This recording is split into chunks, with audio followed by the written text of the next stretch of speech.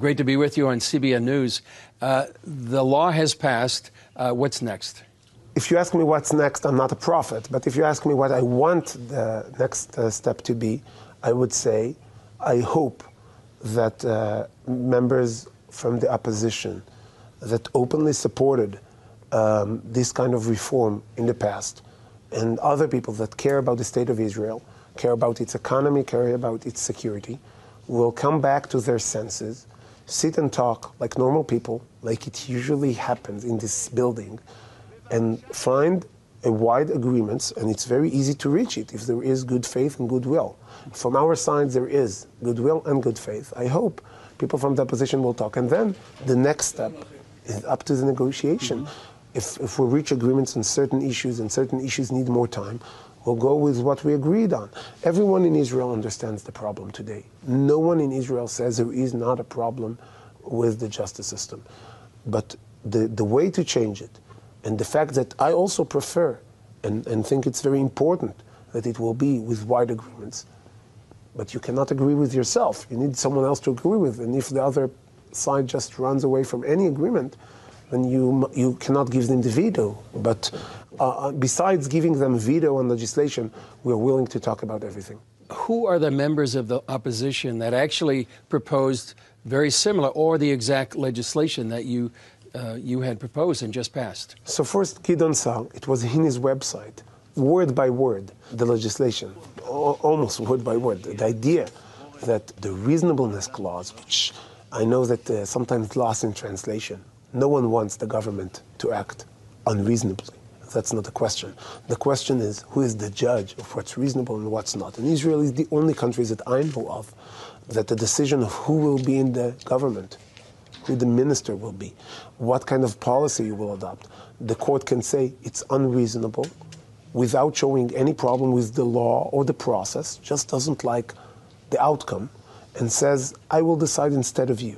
This is what the court in Israel did in the 80s. Until the 80s, the court did not do it. And that needs to be changed. And the idea is, if you want to do it on a low-level official, by all means.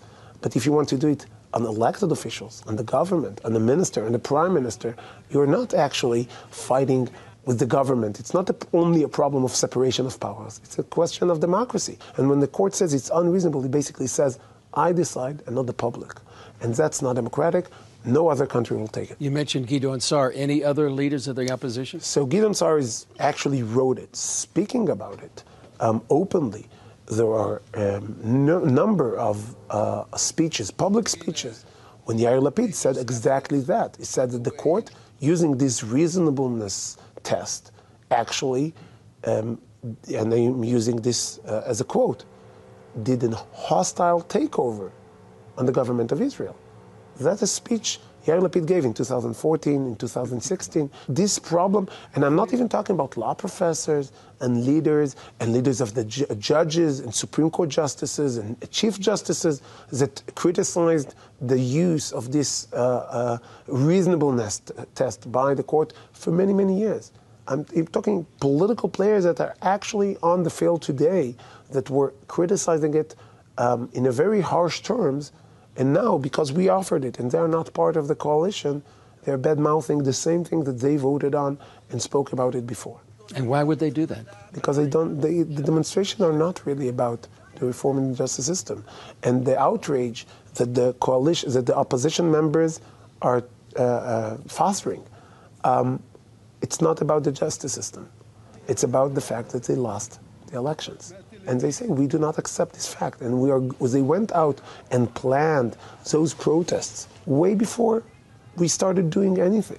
Because they did not, way before the government was formed, this protest machine came into being with budgets and ideas and strategies, just because they did not accept the fact that Netanyahu is the prime minister. How have you seen the media cover this issue?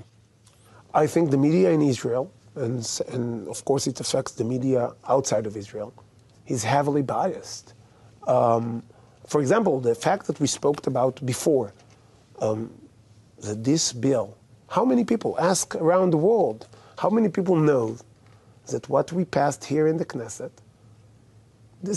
leave aside if it's smart, if it's a good idea, opinion, fact, it was offered by a member of the opposition and the former Justice Minister Gideon Sa'ar, meaning you cannot say it's extreme or strange or something that acts unilaterally.